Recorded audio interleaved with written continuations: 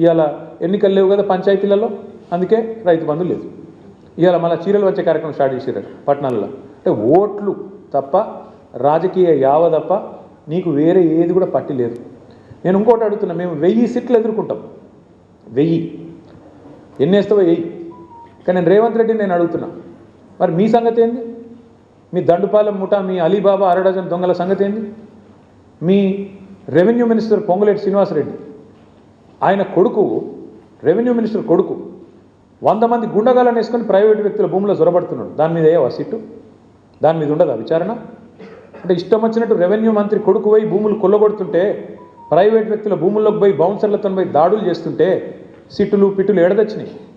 ఎందుకే ఏవు? అట్లాగే అడుగుతున్నా నేను. మీ సన్నిహిత అనుచరుడు రోహిన్ రెడ్డి పారిశ్రామికవేత్త తలకు తుపాకీ పెట్టిండు అని నేను చెప్పుడు కాదు, మీరు చెప్పుడు కాదు, మీడియా చెప్పుడు కాదు, మంత్రి గారి కుమార్తె చెప్పింది. మీ క్యాబినెట్లో ఉన్న మంత్రి గారి కుమార్తె చెప్పింది.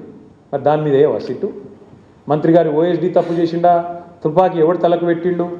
మంత్రి గారు ఓఎస్డీ పెట్టిండా, లేకపోతే సీఎం బ్రదర్ లాంటి రోహిన్ రెడ్డి పెట్టిండా? దాని మీద ఉండదా సిట్టు?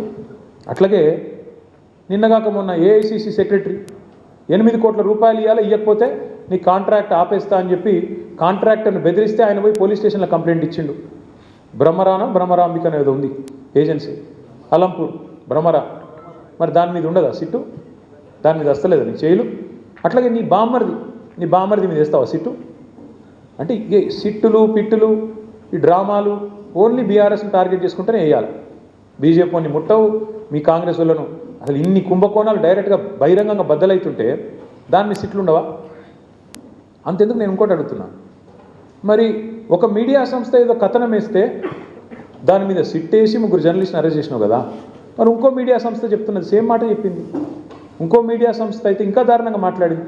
బట్టి విక్రమార్కనే ఇలా పాత్ర పోషించిండు, ఆయననే మొత్తం టెండర్లు రిగ్ చేసిండు నైనీలా అని ఓపెన్గా ఒక మీడియా సంస్థ రాసింది. మరి వాళ్ళ మీద ఎందుకు ఉండదు యాక్షన్? వాళ్ళ మీద ఉండదా సిట్టు? అంటే పగబడితే కూడా ఓన్లీ తెలంగాణ జర్నలిస్టులను పగబట్టాలా?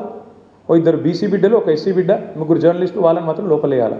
యాజమాన్యాలను ముట్టవు, నీకు ఆ ధైర్యం లేదు. వాళ్ళని మాత్రం ఎవరైతే అసలు దొంగలు ఉన్నారో వాళ్ళని ముట్టుకునే ధైర్యం లేదు నీకు. ఇవన్నీ ప్రజలు చూస్తలేరు అనుకుంటున్నావా?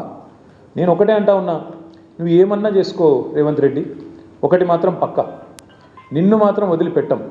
ఇవాళ నేను అధికారులకు కూడా చెప్తా ఉన్నా, ఈ ఫోన్ ట్యాపింగ్లు వీటి మీద జరుగుతున్న ధారావాహికంగా జరుగుతున్న డ్రామాలు, ఇందులో భాగస్వాములు ఇచ్చిన అధికారులకు కూడా నేను చెప్తా ఉన్నా, ప్రతిరోజు ఒక్కరిదే ఉండదు. ఇంకో 2-2.5 ఏళ్లలో మళ్ళీ మా ప్రభుత్వం తప్పకుండా వస్తుంది.